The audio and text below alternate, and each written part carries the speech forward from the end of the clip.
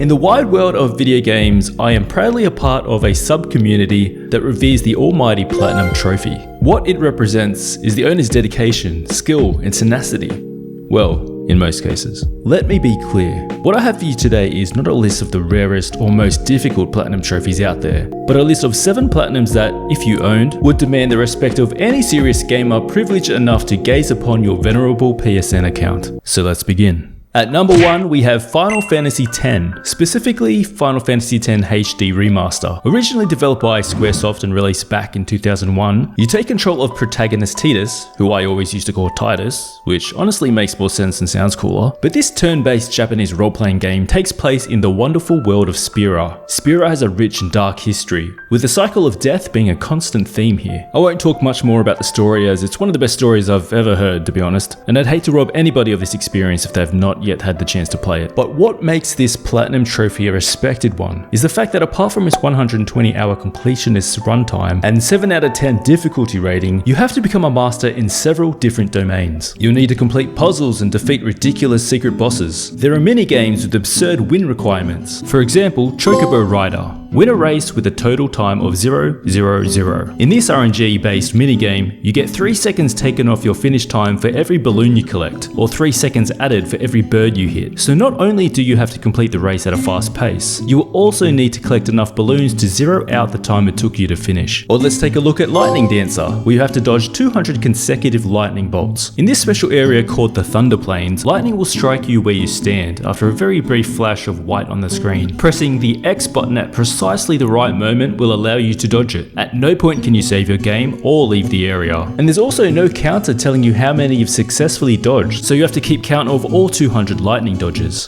It's just sadistic. And finally, there's the Perfect Sphere Master Trophy, the rarest trophy on the list before the Platinum. Essentially, you strengthen your team by unlocking these spheres on the grid that will either buff your character's various stats or teach them new spells and skills. To get the Sphere Master Trophy, you need to not only unlock every one of the spheres on the grid for each character, but you also have to fill every one of the empty holes with new spheres and activate those for the entire team too.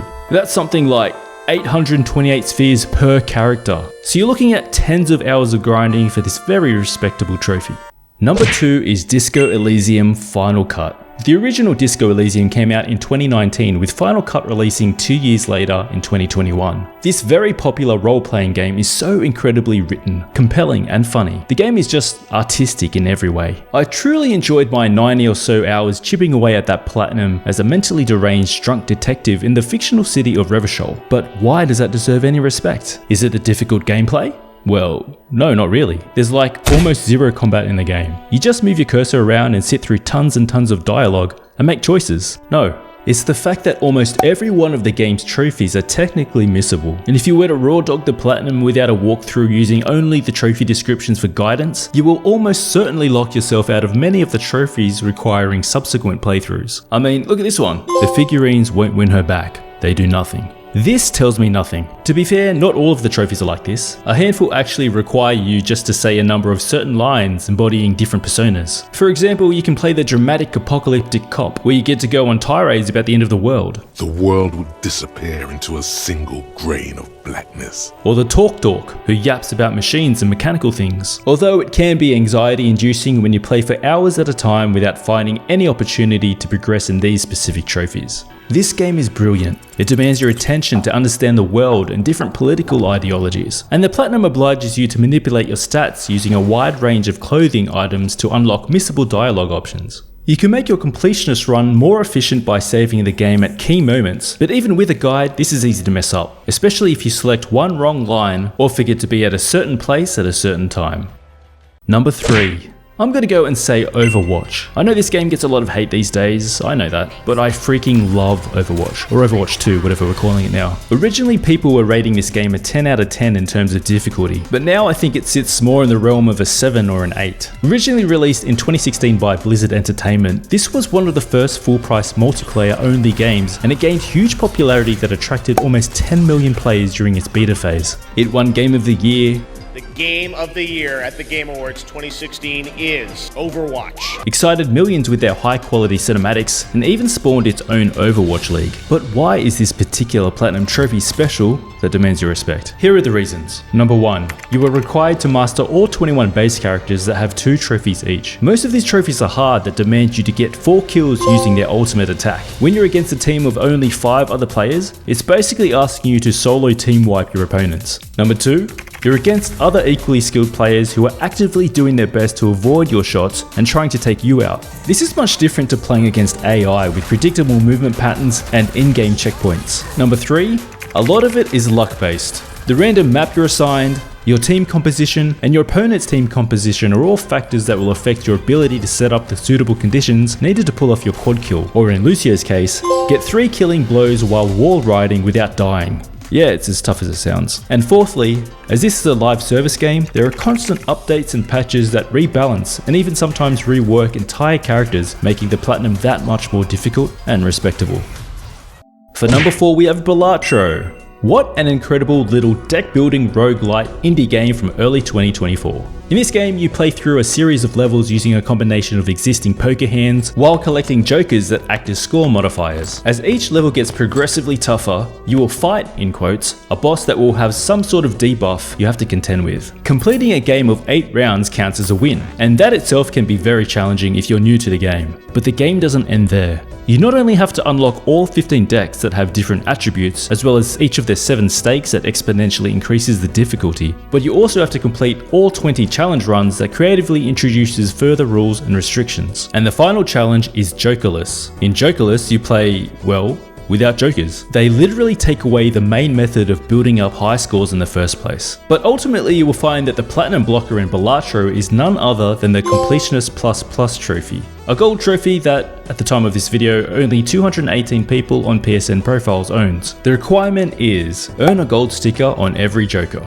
To earn a gold sticker on a joker, you need to complete a deck on the gold stakes difficulty, that's the hardest one, and with a total of 150 jokers, that is no easy feat, especially considering that you typically only get 5 joker slots in a game, and a lot of the jokers are useless ones you would probably want to avoid in the first place. I'm currently chipping away at this platinum, and I'm nowhere near popping this trophy. With over 200 hours already plugged, I think it's safe to say this game will have a spot on my hard drive for some time to come. It's not even that Balatro is particularly hard, it's more that in order to platinum it, you will really need to intimately understand the mechanics of the game to build powerful decks, and also when to pivot on the fly when the RNG is not favoring your initial strategy. If you're liking this video so far, please respectfully leave us a like and maybe even a sub to try to get me my first trophy that unlocks at 1000 subscriptions. But with that out of the way, let's look at number 5 on the list. And this one is Skyrim, the 5th Elder Scrolls game in the series and the one that really took the world by storm. I will never forget that release date, 11/11/11. I picked it up on the stroke of midnight from my local store and rushed home to play the opening sequence after installing it. Hey, you. You're finally awake.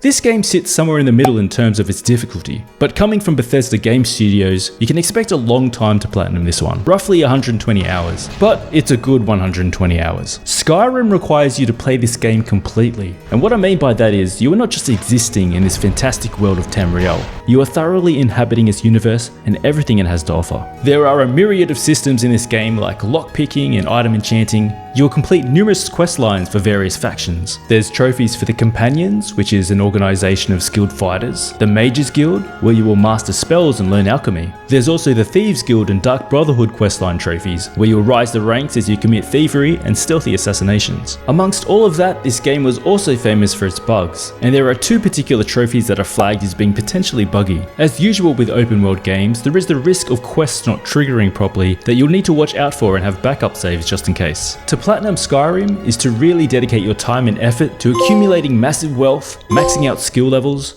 and truly embodying the Dovahkiin.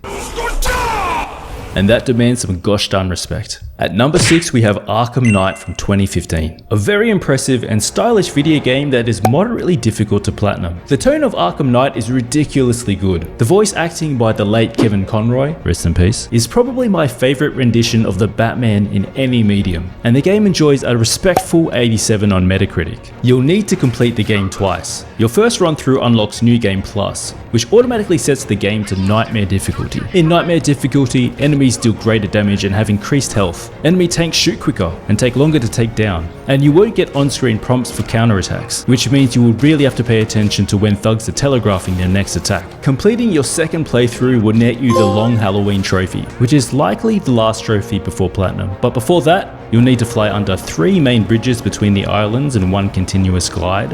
Achieve all 69 stars in the base game's AR challenges. This includes the Stealthy Predator challenges, Traditional Combat, and Batmobile races. And of course, how could anyone forget? Complete all 315 Riddler challenges for the Riddle Me That trophy. That's 179 Riddler collectibles, usually locked behind some kind of puzzle, 90 breakable objects, 40 riddles, and 6 bomb riders. The Riddler is no doubt very annoying, but owning the Platinum will put you amongst the top 0.7% of players. And if you want that extra bit of challenge, look no further than the free Community Challenge Pack DLC. All 7 of these trophies are so incredibly difficult that I just tapped out and thought, nah, not for me, thanks. I'm happy just to walk away with the Platinum. And finally at number 7, we have Crash Team Racing Nitro Fueled. Originally launched in 1999 and developed by Naughty Dog, this game was remastered by developer Beanox and was released 20 years later in 2019. In my experience, CTR Nitro Fueled is one of the finest kart races ever made, with gorgeous graphics and tight controls. PowerPix has this down for an 8 out of 10 for difficulty, and from what I remember, yeah, this game is no walk in the park. This Platinum trophy belongs to only 0.5% of players on PSN. And if you get it, you'll need to finish Adventure Mode, where you'll compete in races and relic trials on 44 different tracks and arenas. It is also recommended that you finish the game once more on hard difficulty to unlock the Yeehaw trophy. But what makes this Platinum one that demands the respect of every single person on planet Earth is undoubtedly the Gasmoxian Slug trophy. Beat all of Nitrous Oxide's times in trial mode. I just shuddered at the thought, and I think I might have peed a little bit. You know how sometimes you have distinct memories of where you were when something impactful happened? Maybe like when you heard about a death in the family, or some tragedy on the news. I remember exactly where I was sitting, what I was wearing, and how I felt when I finally completed that gosh darn Dragon Mines time trial. It was my day off and I spent hours replaying this track over and over, scrolling through YouTube to see how others were able to finish it. It was brutal. And when I finally beat that cursed time trial, life just felt easy from that point. If you have the Crash Team Racing Nitro Fueled Platinum, then hats off to you, my friend. You deserve my respect. And maybe you have some or all 7 of the Platinums on this list. If you do, freaking let me know in the comments, man. But that'll do it for this video. There'll be other lists and Platinum hunts to come, so subscribe if you haven't already. Until next time, thanks for watching, happy hunting, and GG.